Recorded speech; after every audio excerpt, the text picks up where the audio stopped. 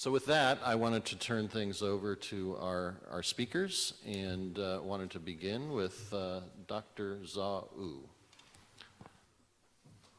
Thank you, Chair. Good morning, ladies and gentlemen. I'd like to thank Sasakawa Foundation for inviting me to speak at this very important meeting to discuss about how United States and Japan can help assist Myanmar's development. This morning we have heard from Admiral Bob and then also from the chairman's presentation about some of the key situations in the country. And then Admiral Bob highlighted two important events to watch, the elections and then the ceasefire agreements. And in fact, I think that this is a kind of a premise the international community has been assessing the changes in the country. I would say that, and then also like to bring attention to the socio-economic conditions in the country, because Myanmar, we often said that the country has been undertaking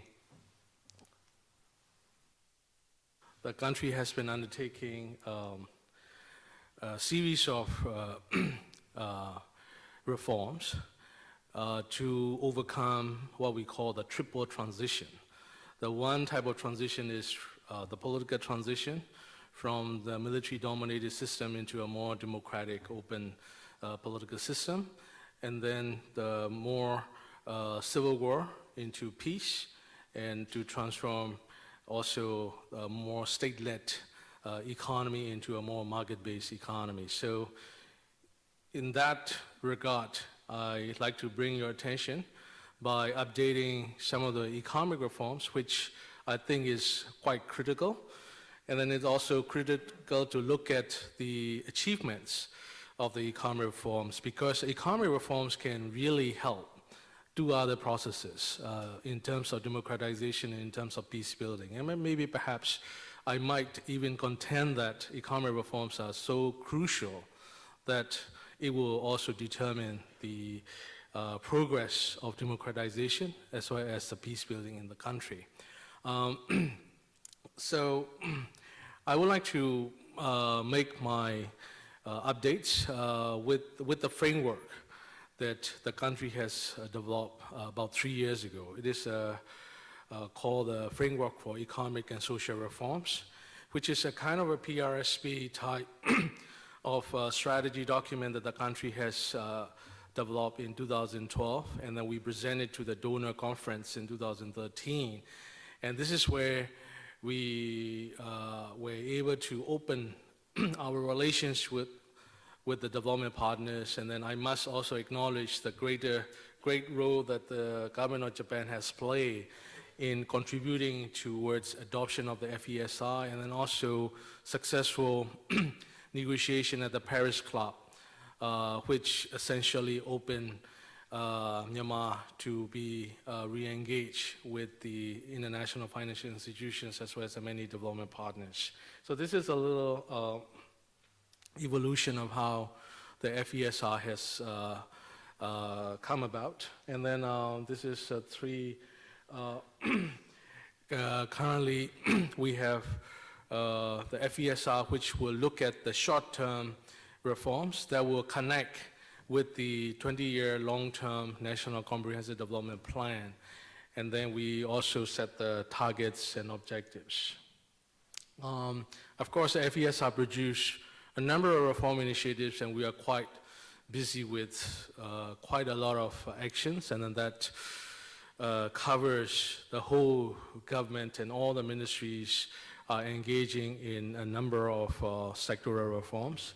And of course, we also experience quite a lot of challenges in implementing reforms, because not just by taking a triple transition, by engaging in political reforms, economic reforms, and then also the peace-building processes, but within the social and economic arena, we have also come across a number of challenges. And then basically, in the last 3 years, we have been trying to overcome many of the, what we call the binding constraints.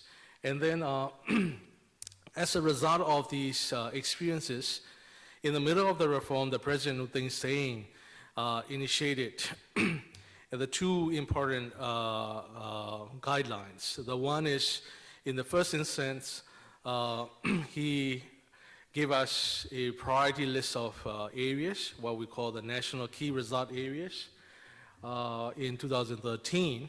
And then in 2014, just last year, he also emphasized that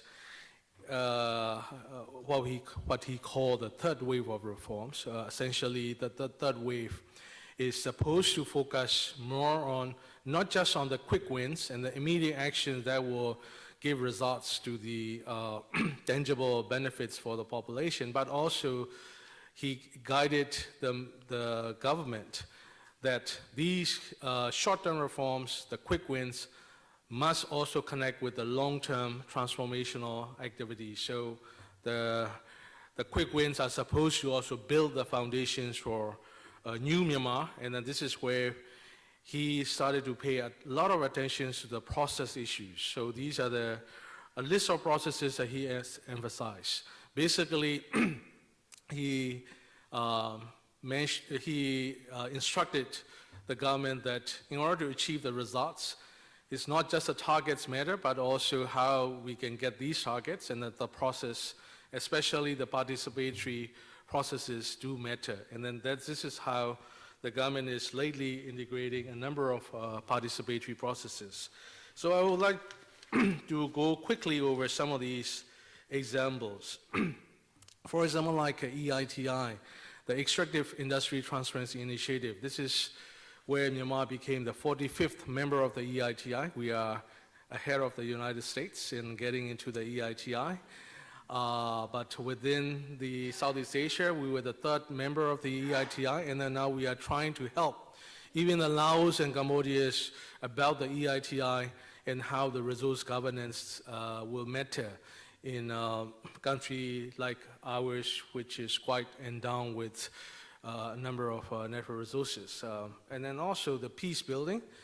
Nowadays, we are seeing a lot of resource fuel conflicts, and then perhaps dealing with the resource governance can also contribute to the peace process. And then also the resource extractions are one of these areas that are quite opaque and not transparent, and then also has filled with all kinds of rent-seeking activities. And so by correcting the resource extractions, that we are also helping the democratization processes. And sorry. And then lately we were also paying attention to the delivery of the economic reforms, and then we established the delivery units that is essentially to deal with the multiple ministries who are dealing with competing agenda and try to integrate and coordinate them. And then we have the leadership structures, and then we also have more participatory structures on the right, where we are working very closely with the civil society and then also the private sector to achieve the delivery of the economic reforms to the people. And then in the public sector, we also promote the whole of government approach in the policy making. So this comes down to the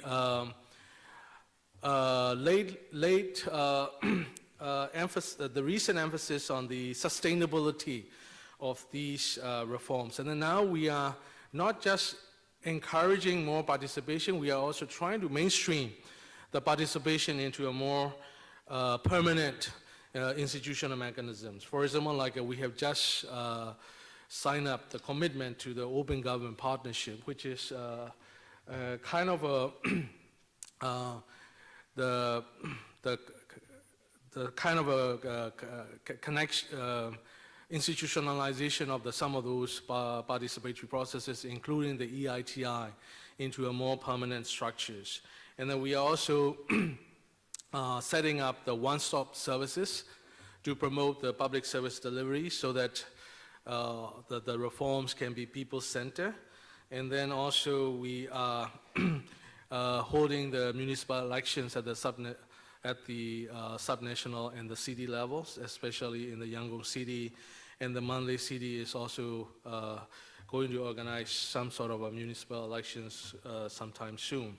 So these are the area we have tried to ensure that there is institutional mechanisms to maintain the sustainability of the reforms.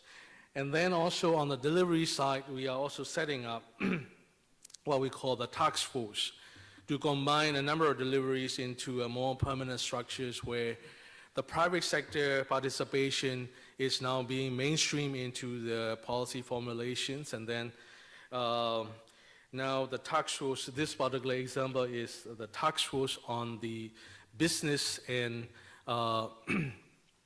investment promotion, task force headed by the Minister of Commerce, and then also include the several deputy ministers from the various delivery units, and then also the independent institutions like the central bank, and then also the think tanks to help these consultation process much more permanent. So we are holding bi-weekly consultations with the private sector to understand what the private sector has concerns and the needs. And this will be monitored by the international benchmarks like ease of doing business,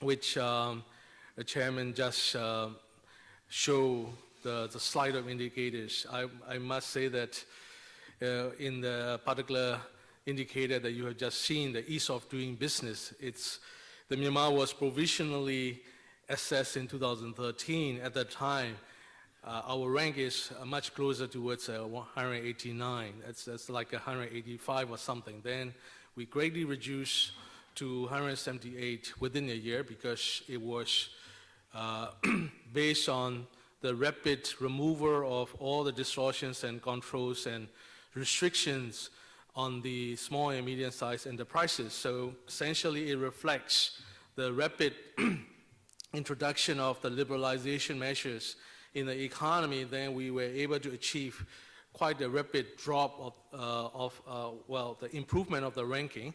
But last year, we were able to ditch only one rank because now we are dealing with the more long-term issues about institutions building. So we don't have the independent institution that can facilitate the market operations. And this is where our ranks improvement is taking longer in the later years.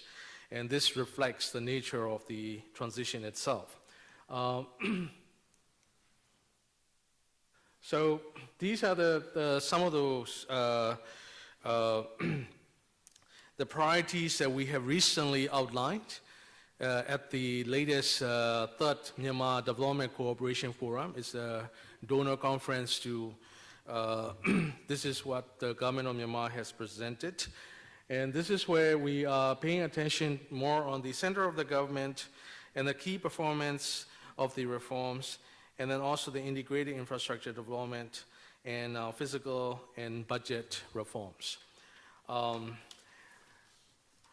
And I would like to go over quickly on the outcomes. Of course, the indicators already show some of these outcomes, but of course, I would love to have more economic indicators to be analyzed, and then more economic analysis needs to make in order to judge how Myanmar has gone so far in her transition. So we have quite a number of outcomes. And then this is the slide that I would like to take your attention. This is something which two premier institutions from the United States did the survey in 2013 and 14.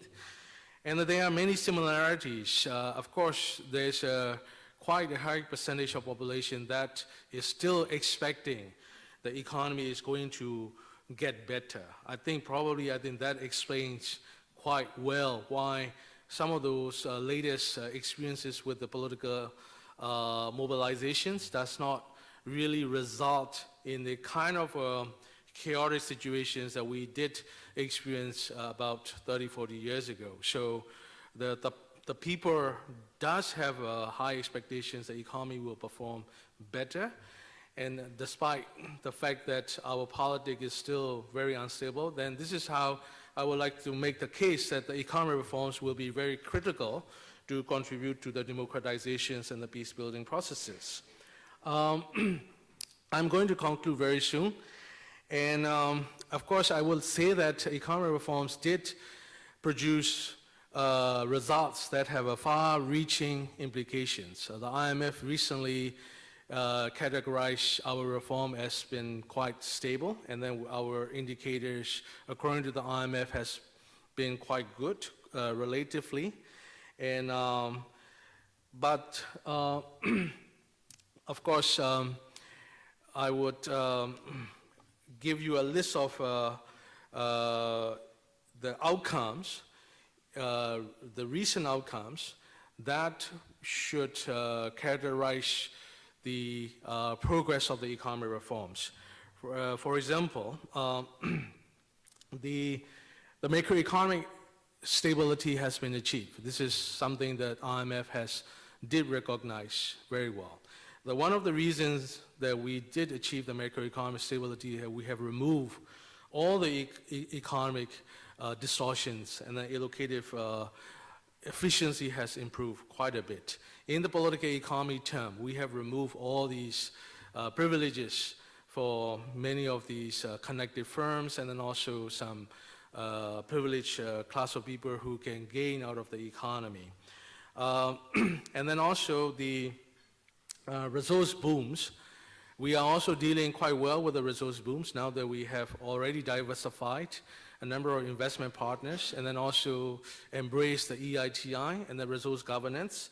And that essentially meant that the very problematic resource governance situations has been improved quite a bit. And then now we are moving quite rapidly towards a much better resource governance that will essentially help the Myanmar to be out of the resource cost situations. That is also has far-reaching implications on both democratizations and the peace-building processes. And the mobile phones has become a major success story in the country, not only because we offer a very open and transparent tender to the two large multinational corporations to invest in a green free country with 50 million populations. And that became an instant success. That also helped all the connectivity and better social relations and social capital within the country. Now, everywhere you go, you can see all the mobile operators and agents who are quite eager to sell, and that the people are buying, and that people started to have huge network effects. So that essentially also provided a lot of positive effects on both democratization and peace building. And last not the least, in the trade and investment relations, we have also removed a number of restrictions and controls, and then now the investment law has been revised to make a combined investment law that are in line with the ASEAN standards and then also the international standards. Then essentially we are removing all the renter havens.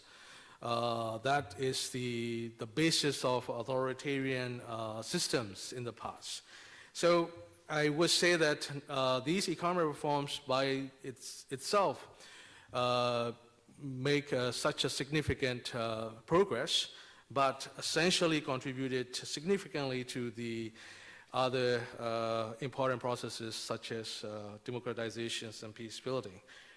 Lastly, I will update you with the latest reform initiative where the government has just introduced, reintroduced what we call the system of senior public service and the permanent secretaries. We did have a permanent secretary system when we started in independence in 1948. We inherited a lot of the British era administrative practices, and then the permanent secretaries are the bulwark of the civil service, and then they really divide the line between the politics and the the bureaucracy. So now we are reintroducing them. The 66 candidates from the various ministries are being chosen to go through an intensive training program. And then they are going to be at least 20 or 30 of permanent secretaries will be chosen right after the budget law has been passed, and then they will start to lead the changes within various ministries, and then they will, the government expected them to become the reform champions, and then there will be relevant permanent secretary offices to facilitate changes. In terms of the beyond 2015, they are the champions for the reforms that will sustain and continue most of the reforms that the current government has taken. So this is where we are getting attention from the development partners to engage with this group of leadership to maintain the momentum for transformation in the country. Well, of course, we still have a lot of challenges to overcome. We do need to pay attention more on the public sector reforms, and institutional innovations are needed to sustain the better results. And that being a latecomer, we can also do a lot of leapfrogging strategy, especially using the technology. And then also communicating results has been recently identified as one of the weakest areas. And then this is where we can't really counter some of those indicators like end of genocide that come up with the 12 benchmarks. There's no single benchmarks to look at how Myanmar has been doing on the economy and other areas. And of course, otherwise we won't be attracting so much investment, especially from the Western countries, especially from Europe. Of course, the United States is a different case here. This is where we need to work together to overcome some of the final challenges, to make sure, to bring the United States more, to have a permanent cooperation with Myanmar. And last but not the least, capacity building and the human resource gaps are huge. And this is where we are seeking a lot of help from all the development partners to build the capacity. Thank you for your attention.